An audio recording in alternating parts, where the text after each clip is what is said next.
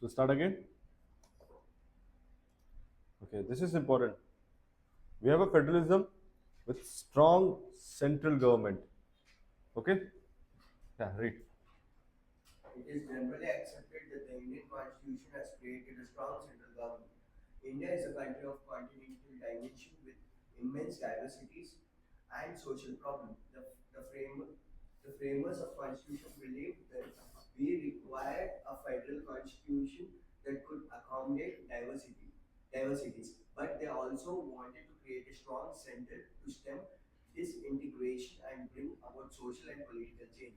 It was necessary for the center to have such powers because India at the time of independence was not only divided into provinces created by the British, but there were more than 500 princely states which had to be integrated into existing states or new states had to be created. So it is said that there's a person called Paul Brass. He says that India was not made out of aspiration. India was made out of fear, because during the time of independence, we had 500 more than 500 princely states and a big country to unite. And even we were going through the partition. Pakistan was already agreed. They were ready to separate. So this is why strong central government was required, so that everyone can stay together. And even the plan of balkanization, what Mountbatten plan, that plan that India should be divided in number of ways, because they had given independent decisions for the provinces and the princely state to form a government, to form an independent country. So this is why a strong central government was required, so that we can unite everyone and keep and be intact. This is why we have a strong central government. Okay, next.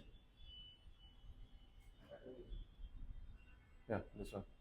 Besides the concern for unity, the makers of the constitution also believed that the socio-economic problems of the country needed to be handled with a strong central government in cooperation with the states. Poverty, illiteracy, and inequalities of wealth were some of the problems that required planning and coordination. Thus, the concerns for unity and development prompted the makers of the constitution to create a strong central government. So this was also another reason that we were facing a lot of poverty, illiteracy, and inequality of wealth. This is why we needed strong center, so that they can distribute wealth and go for the welfareism in an equitable manner. From the center, it is easy, right? If you give it to the state, it becomes difficult. Some states might not. Okay. Let us look at the important provinces that create a strong central government. The very extremes of the state included its territorial integrity is in the hands of parliament. The parliament is empowered to form a new state by separation of territory from any state or by uniting two or more states. It can also alter the boundaries of any state or even its name. The constitution provides for some safeguard by way of securing the view of the concerned state legislature. See, this is very important. In federal structure, true federalism, if you go to US, they cannot break the states. If they have 50 states, that will be 50 states, unless and until the state agrees. Okay. Here in India, state has no say. The bill will be passed to the state that do you agree or not? We are about to change your, the boundaries and dimensions. Obviously, the state will not agree, but it will be the union who will decide finally that we can change it. So the power to change the boundaries of state, it lies with union. So that means if Karnataka, like how it was done earlier, it was a whole part like Karnataka, Tamil Nadu, everything was one. Maharashtra, Gujarat was one. They separated. The recent example you can take is Jammu Kashmir. They made it UTs. There is two UT now.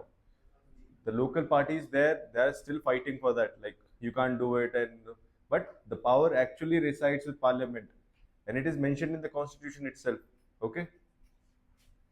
The constitution has certain very powerful emergency provinces which can turn our federal polity into a highly centralized system once emergency is declared.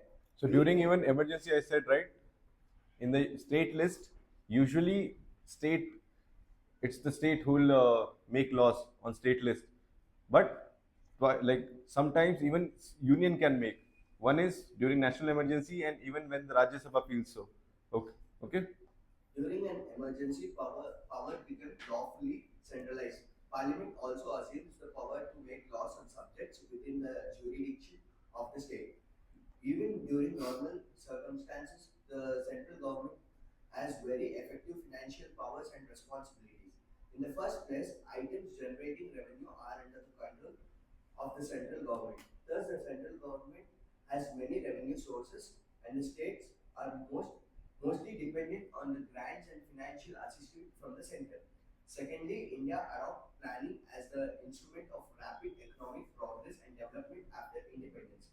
Planning led to considerable centralization of economic decision making. Planning commission appointed by the union government is the coordinating machinery that controls and supervises the resources management of the So states. now we don't have planning commission. So we have now Niti Aayog. So it is a tool for federalism because it has a say, like state has a say in Niti Aayog. Okay. So now we have Niti Aayog in place of planning commission. Okay. Besides, the union government uses its discretion to give grants and loans to states. This distribution of economic resource is considered load-sided and has led to charges of discrimination against state ruled by an opposition party. This has also happened. I gave you the example of asymmetrical federalism. Like some states should be given some more money because for the development need, like Northeastern or Jammu Kashmir or all the Himalayan states, they get some extra money because of their developmental needs. So this can be counted as discrimination also because some states actually need more money. As you will study later, the governor has certain powers to recommend the dismissal of the state government and the dissolution of the assembly. Besides, even in normal circumstances, the governor has the power to reserve a bill passed by the state legislature for the assent of the president. This gives the central government an opportunity to delay the state legislation and also to examine such bills and veto them completely. So what powers did president had with respect to bill? Yeah, he can veto it. No, with regard to the bills. Like if a bill is sent to the president, he can pass it, assent, he can give it for reconsideration, or he can veto it. Three things. Governor has all these three powers, but extra he has one more. If he thinks that I cannot, it is not in my jurisdiction that I can pass this, he can save that bill for the president's assent now. Like I will not do it, my boss will do it. It's like that. Okay? So he has one more power, governor. There may be the occasions when the situation may demand that the central government needs to legislate on matters from the state list. This is possible if the move is ratified by the Rajya Sabha. See, I said even central government can legislate on matter of state list if it is ratified by the Rajya Sabha. If it is passed by the Rajya Sabha saying that we need to make some law from the state list, or during national emergency, or if 2 or 3 states believe that the center should make law for them. So there are 3, 4 possibilities like how state list can be, the center can make laws for under state list. Either national emergency, or if the Rajya Sabha wants, or 2 or 3 states they themselves want that the union should make law for that. Okay. The Constitution clearly states that executive powers of the center are superior to the executive powers of the states. Furthermore, the central government may choose to give instructions to the state government. The following extract from an article of the Constitution makes this clear. Article 257 1. The executive power of every state shall be so exercised as not to impede or prejudice to exercise of the executive power of the union, and the executive power of the union shall extend to the giving of such direction to a state as may appear to the government of India to be necessary for that purpose. So itself says the Article 257 says that the power of union is much more greater than state. Simple, and it is mentioned in the Constitution itself. Okay, next. We have already studied in the chapter of executive that we have an integrated administrative system.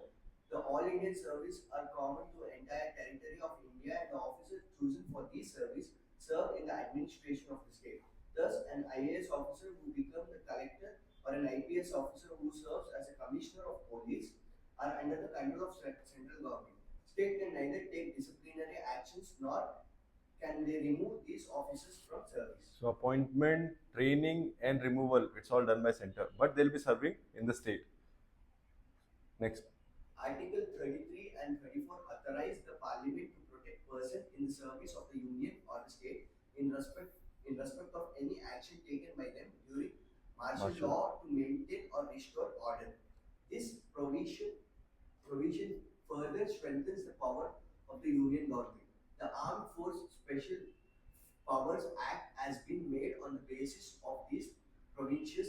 This act has created tensions between the people and the armed force on some occasion.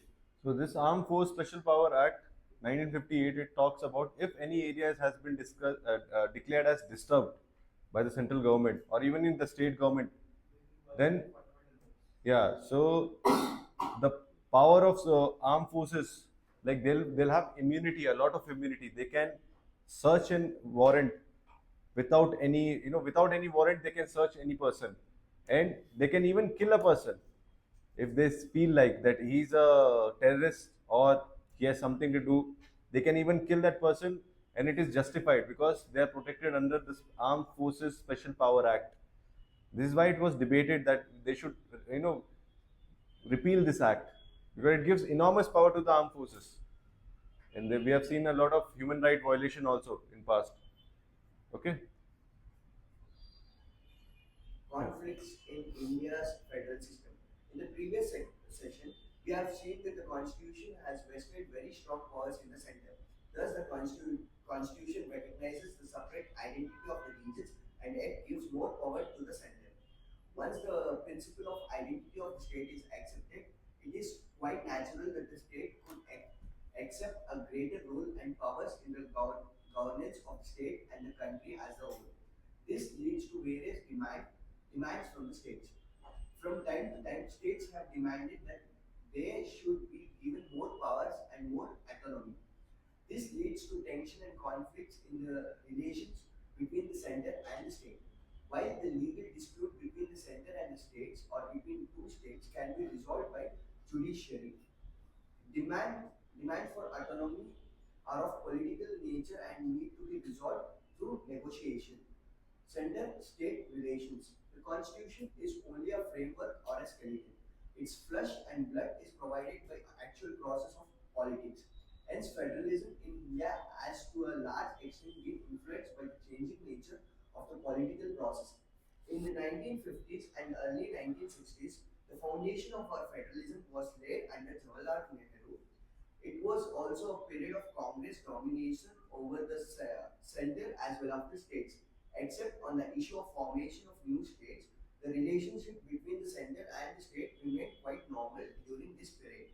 The states were hopefully that they would be making progress with the help of the grants in aid from the center. Besides, there was considerable optimism about the politics of socio-economic development designed by the center. See, where the problem comes is, if, like for example, right now center we have BJP.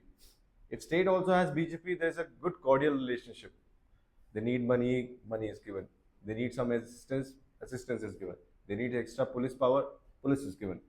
Problem comes when there is same party, the party which is ruling at the center and the party which is ruling at the state is different. Then the friction comes, and then this heat can be felt. Ki we need more power. The state will feel, obviously they'll feel we need more power, we need more devolution of power, we need more money, we need more fund. So that is the problem in India. But earlier, what was the issue? When India got independent, the single party was ruling. Congress was there at the center. Even in most of the states, center was like Congress was there.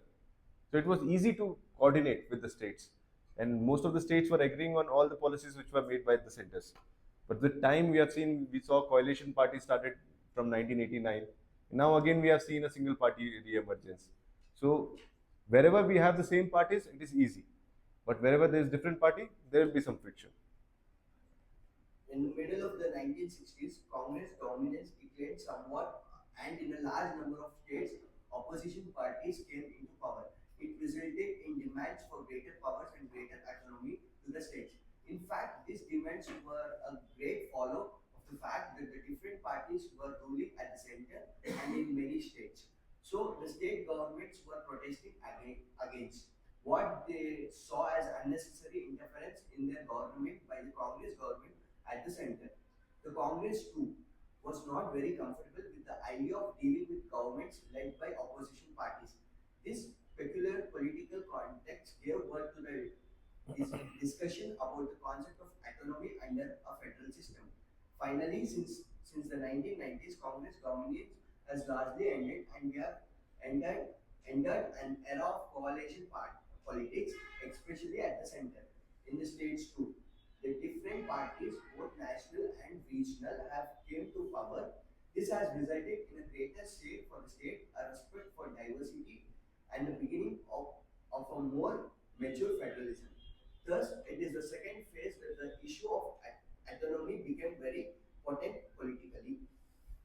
Demands for autonomy. Many states and even many political parties have from time to time demanded that states should have more autonomy, vice versa, the central government. However, autonomy refers to different things for different states and parties. Sometimes these demands expect that the division of power should be changed in favor of the states and more powers and important powers be assigned to the states. Many states, Tamil Nadu, Punjab, West Bengal, and many parties, DMK, Alidal, CPIM, have made demands of autonomy from time to time. Another demand is that states should have independent source of revenue and greater control over the resources. This is also known as financial autonomy. In 1977, the left front government in West Bengal brought out a document demanding a destruction of center-state relations in India. In the autonomy demand of Tamil Nadu and Punjab also, there was an implicit support to the idea of greater financial powers. The third aspect of autonomy demands relates to administrative powers of the state. State resent the control of the center over the administrative machinery. Fourthly, Yeah, wait. So here this financial autonomy we are reading, right? This is something called Finance Commission, which will discuss the distribution of revenue between center and the state. So Finance Commission, it's a constitution, like through Article 280 it is constituted, Finance Commission. So this will decide how much money should be given to the state and how much money the center should have. So right now, the 15th Finance Commission and now the 16th will come. Okay. So the 15th Finance Commission has suggested 41% should be given to the states. What is the rest? 49 will go to the center. So the center has 49% and all the other states, the 28 states, and they have 41%.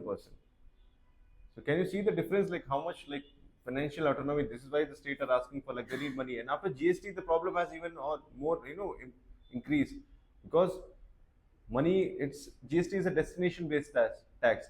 So wherever, if we have manufacturing, think Tamil Nadu is good in manufacturing and industries, steel industry, there are different industries there.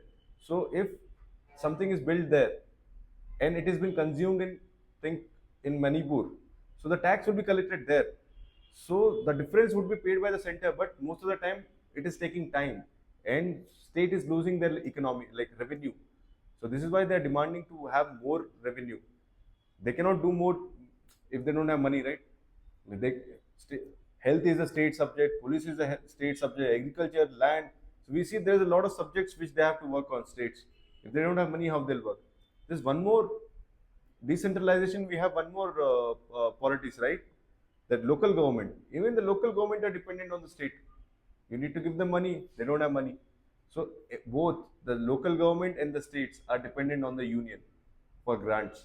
If they give grants or if they give more revenue, then only a state will perform well. So this is a big problem, financial autonomy. Yeah. Fourthly, autonomy demands may also be related to cultural and linguistic issues. The opposition to the domination of Hindi in Tamil Nadu or demand for advancing the Punjabi language and culture are instances of these. Some states also feel that there is a domination of Hindi speaking areas over the others. In fact, during the decades of 1960s, there were agitations in some states against the imposition of the Hindi language. So there was a recent controversy also like this.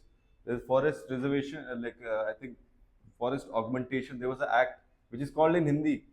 Like it is actually declared like the law has been brought in Hindi. So the southern state has demanded, how will we understand what does it mean? So they are saying that you need to understand. It is brought. The law is there.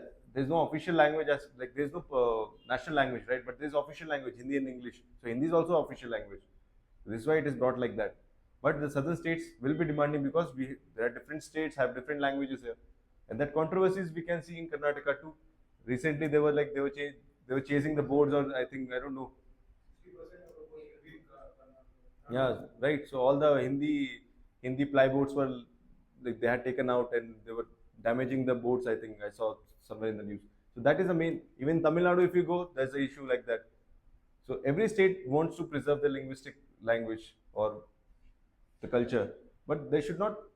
What do we say? Like you understand, right? It should not be like accommodation should be there. We all are Indians first, then the region come first later, right? But we forget that most of the time, and this is why it leads to regionalism. Regionalism is a major issue in India, and that is a topic in our UPSC also. What are the issues of regionalism? It is good for a development of a region, but as a India, it is bad at times because it has led to a lot of violence also. There was a mass exodus of Biharis from Maharashtra. That was the case. Even from Karnataka, there was one case of Manipuris and Northeasterns. There was a time when there was a problem between Muslims and Manipur in Assam, I think. The Northeasterns and the Muslims. So because of that, because of the fair, all the Northeasterns left Bangalore all of a sudden. It was a very big case because just because of the fair that they might get killed in Bangalore. Sir, is Hindi mentioned in as official language in Constitution? Official language, yeah, I think so. I think Rajya Bhasha, I think Article 350B, like for the yes, I think so. It is mentioned that we have Hindi and English both. It is, I think it is mentioned that we have to spread Hindi, something like that. But the word Hindi is mentioned. Role of governors and president role. The role of governors has always been a controversial issue between the state and the central government. The governor is not an elected office holder. Many governors have been retired military officers or civil servants or politicians. Besides, the governor is appointed by the central government, and therefore actions of the governor are often viewed as an interference by the central government in the functioning of the state government. When two different parties are in the power at the center and the state, the role of the governor becomes even more controversial. Yeah, so this is a problem which we are facing right now in Tamil Nadu, Kerala, wherever the non-ruling party is there, the central ruling party. We have seen this issue. It is very common. So this again it goes against federalism, and it says that the governor himself is not elected one. He's a nominee. He's a like agent of central government. So it's just a nominee and is appointed by the president. So he doesn't have a fixed tenure also. So he can be removed, but it's a convention that he should stay for 5 years. But there's no fixed tenure for him, and he can become two governors of two state or two UTs also, whichever way. Like you know, so what he does is like the case in Tamil Nadu. It had gone to Supreme Court itself. What power he doesn't have, he has used those powers. It is common now. Vice Chancellor, it was in Kerala, and in Tamil Nadu, there was some case with a member that who was supposed to resign or something. I don't know. There were some bribery charges, so he like I think disqualified him from the member only as a member. So that power he didn't have it. That power was supposed to be with the chief minister. That case had gone to the Supreme Court. Like, does he have that power or not? So the role of governor is in limelight because of this. Okay. The Sarkaria Commission. Remember this. You have to read about this every time. Sarkaria Commission. You have to mention this in your answers. The commission which talks about federalism and what recommendation it has given. Sarkaria Commission, Punchi Commission. The Sarkaria Commission that was appointed by the central government. 1983, it submitted its report in 1988 to examine the issues relating to center and state relations, recommended that appointments of governor should be strictly non-partisan. powers and role of the governor become controversial for one more reason. One of the most controversial articles in the Constitution is Article 356, which provides for president rule in any state. This provision is to be applied when a situation has arisen in which the government of the state cannot be carried on in accordance with the provisions of this constitution. It results in the takeover of the state government by the union government. So this is the second issue. The first one was governors. This is presidential rule. What do you mean by presidential rule? So Article 356, under 356, they apply president rule. So it is governed by, under 356, you need to remember this way. How this 356 is applied? Through two ways, 355 and 365. Through two articles, 356 can be applied. What 356 is? President rule. And what 355 and 365 says is, one says that if the provision, if a situation has arisen in which the government of the state cannot be carried on in accordance with the provision of the constitution, if government is not carried on, the government of the state, in accordance with the constitution, then president rule can be applied. Second is, if whatever orders the center has given to the state, if they don't fulfill it, then again the president rule can be applied. These are the two articles, 255, 365, through which 356 can be applied. It's a little bit confusing, but you will understand later. Just remember this, the chart, 356 is president rule, but these are the two ways it can be applied, and both are mentioned in the constitution. The president's proclamation has to be ratified by parliament. President's rules can be extended till 3 years. The governor has the power to recommend the dismissal of the state government and suspension or dissolution of the state assembly. See, this they have asked in exam most. President rule, it's a hot topic. Okay. Article 356, president rule. They have asked every year mostly. Whenever possible, they can ask this. Mains, prelims. Remember this. This is a very hot topic. This has led to many conflicts. In some cases, state governments were dismissed even when they had a majority in the legislature, as had happened in Kerala in 1959, or without testing their majority, as happened in several other states after 1967. Some cases went to the Supreme Court, and the court has ruled that constitutional validity of the decision to impose president's rule can be examined by the judiciary. Read about this and come tomorrow. SR Bommai case with respect to president rule in Karnataka. It is important. Article 356 was very sparingly used till 1967. After 1967, many states had non-Congress governments, and the Congress was in the power at the center. The center has often used its provisions to dismiss state governments, or has used the office of the governor to prevent the majority party or coalition from assuming office. For instance, the central government removed elected governments in Andhra Pradesh and Jammu and Kashmir in the decades of 1980s. So you understand now what are the problems with federalism in India. So something you are understanding, right? There are issues with Indian federalism also, and most of them are political. So we'll stop here. So the next topic is demand for new states, interstate conflict between two states, and special provisions like Jammu Kashmir. I've said asymmetrical federalism. What are the special provisions provided in conclusion? So there are 3 topics in federalism. We'll do tomorrow. Okay. Till here, any doubts? Are you able to understand? A little bit. Okay. You, madam, you. Okay. So if you have any doubt, please ask me. It won't be clear later because it's good for you if you understand now only. Later when you go to the advanced books, you'll find it very easy. This is everything right now what we are doing. It's like preview of whatever we need to study for this exam. Okay. Later on, when you do the Lakshmikant, it's more about rectification. You need to rectify a lot of things.